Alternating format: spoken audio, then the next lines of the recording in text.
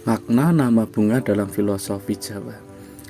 Masyarakat Jawa mempunyai adat dan tradisi yang kuat, misalnya saat upacara punya gawe atau hajatan. Ada rangkaian upacara adat yang dilaksanakan, tak lupa menyertakan beberapa aneka ubo rampe seperti kembang setaman, nyambung tuwuh, nyiram tuwuh, dan lain-lainnya. Sebagai generasi Jawa, tentunya kita juga punya kewajiban moral untuk ikut melestarikan budaya Jawa yang terkenal adiluhung. Nguri-nguri kabudayan Jawa. Kalau bukan kita, siapa lagi? Memang tidak semua produk budaya nenek moyang itu bagus, akan tetapi banyak warisan yang layak untuk dilestarikan, supaya tidak ribut-ribut setelah budaya kita diklaim oleh negeri sebelah, baru ingat dan tersadar akan warisan budaya sendiri. Budaya adalah alat interaksi sosial yang efektif. Budaya atau adat istiadat dan keyakinan atau agama itu berbeda. Jadi tidak ada pertentangan antara agama dan budaya atau adat Jawa.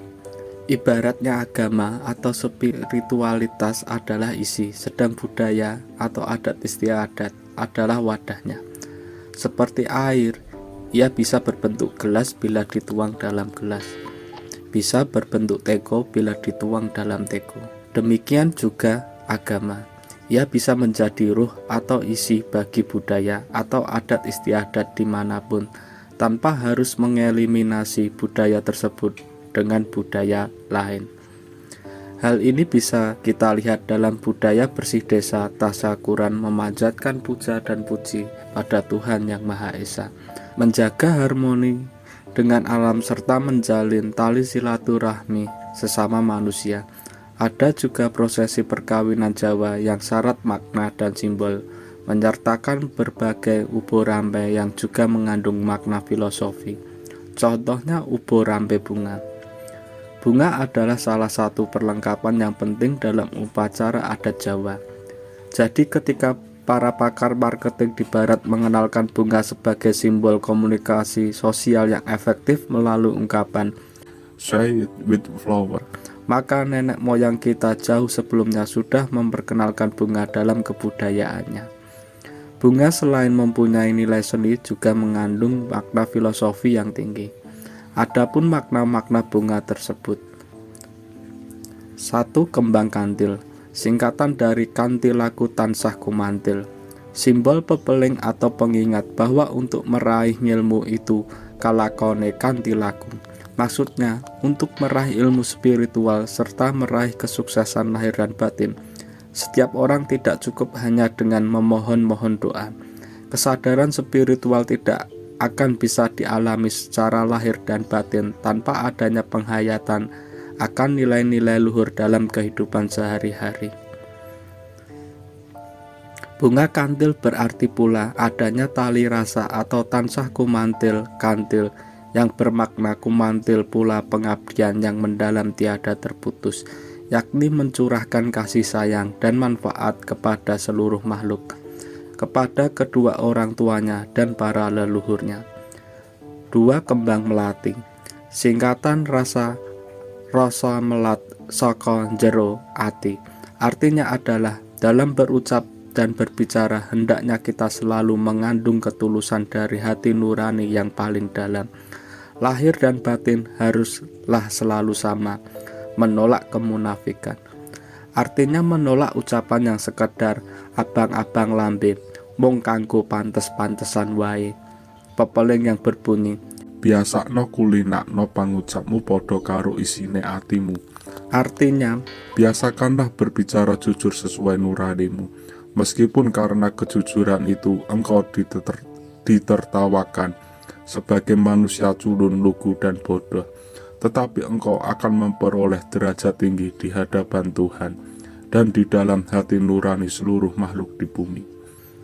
3. Kembang kenanga, kenengo, capailah segala keluhuran yang telah dicapai oleh para pendahulu. Berarti generasi penerus seyogyanya mencontoh perilaku baik dan prestasi tinggi yang berhasil dicapai para leluhur semasa hidupnya. Kenanga berarti kenangan ing angga, bermakna filosofis agar supaya anak turun selalu mengenang warisan leluhur, tradisi, kesenian, kebudayaan, filsafat, dan lain yang baik-baik.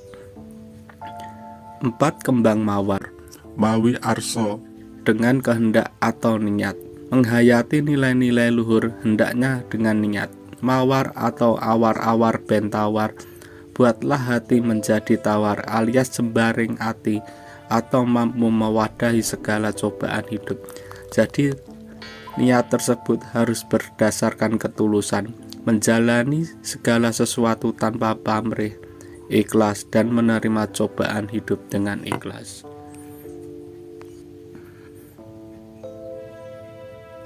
Kembang sajen. Apakah itu kembang sajen? Kembang sajen adalah kumpulan bunga-bunga tertentu yang diperuntukkan untuk sesaji, seperti halnya makanan. Bila komposisi dari kumpulan bunga-bunga tersebut berbeda, maka akan menghasilkan nama yang berbeda dari bunga tersebut.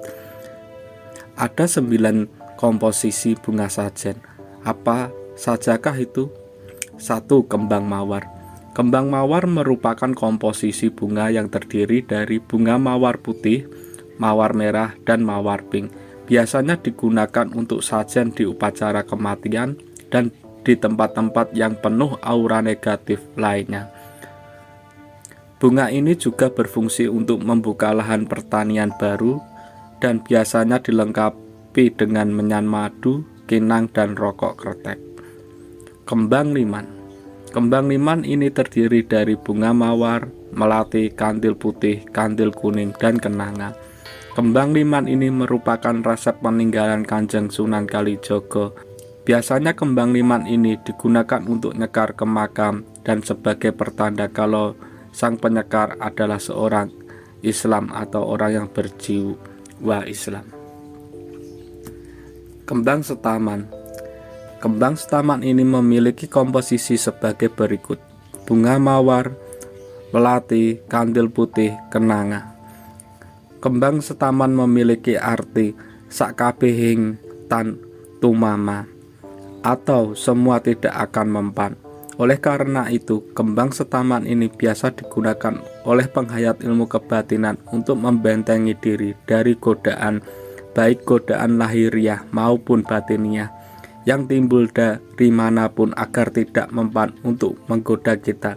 Dengan kata lain, kembang setaman ini untuk lebih membulatkan atau meyakinkan tekad kita. Kembang telon. Fungsi sebenarnya dari kembang telon adalah sebagai lambang atau tanda cinta masyarakat Jawa kuno.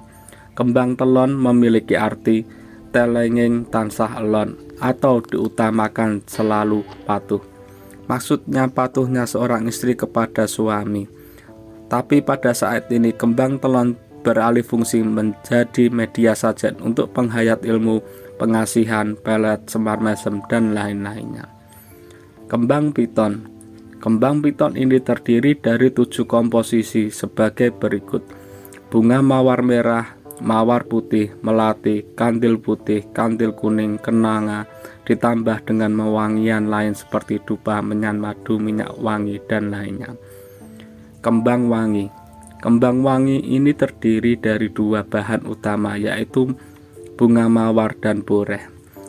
Kembang wangi ini sebagai perlambang arum pangruat jiwa atau harum yang membuat perubahan yang baik bagi jiwa. Kembang wangi ini biasa digunakan untuk bertapa dan matirta atau tapa kungkum disertai dupa dan sajen-sajen lainnya. Kembang pudak wangi terdiri dari 3 bunga putih, yaitu mawar putih, kantil putih, melati, ditambah irisan lembut dari daun pandan. Pemakaian bunga ini biasanya untuk ziarah ke Pantai Parangkusumo, Yogyakarta, atau syarat khusus lainnya. Kembang among. Kembang among ini adalah kesukaan dari Kiai Among, Nyai Among, dan sedulur papat yang ada di dalam diri kita. Kembang among ini terdiri dari 3 bunga yang paling kita sukai, ditambah dengan irisan lembut daun pandan dan boreh. Kembang among ini dimaksudkan untuk memberi upah kepada sedulur papat yang telah membantu kita. Biasanya dalam upacara among-among kembang among ini berada.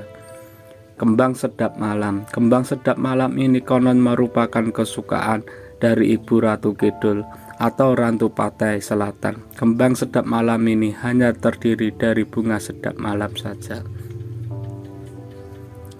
Nah, begitulah pembahasan tentang bunga dalam budaya Jawa.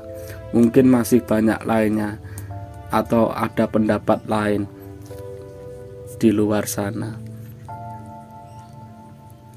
Sampai berjumpa lagi. Rahayu, rahayu, rahayu.